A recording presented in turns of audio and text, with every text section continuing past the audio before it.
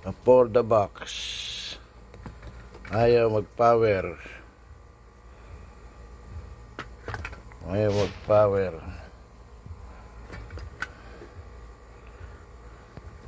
Kahit saksak ayaw. Alam ko na itong mga problema ganito. Capacitor na naman to.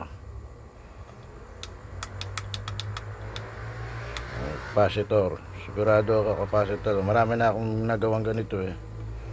Puro capacitor, pero i-share ko. Lagi sira nito capacitor, lumobo. So bubuksan ko. Buksan ko po, sandali lang. Ayan, bukas na. Ayun, sabi ko nga ba, ayun o.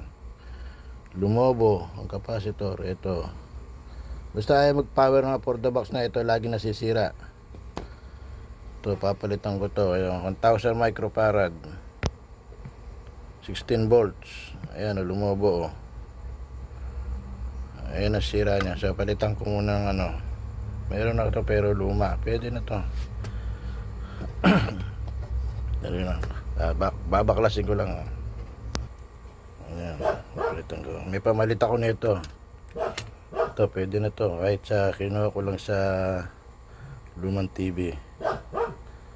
Ayan, 1,000 microfarad. Palitan natin. So ayan, pinalitan ko. Kaso mas payat yung original niya, payat. Hindi siya kasero, kaya tinumba ko na lang. Mas mataba yun ah. Hindi kasya siya sa pwesto niya. Pero parehas ng value.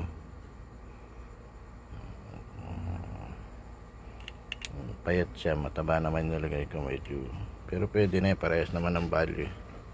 So subukan ko ngayon. So ayan, nilagay ko na. Ito, nilagay ko na mga igan, no? Ito yung original. Ito yung original niya. Susubukan natin, ha? Kung magpa-power na. Pero sigurado ko yun na yun. Yun, nag-power na. Ganun lang po.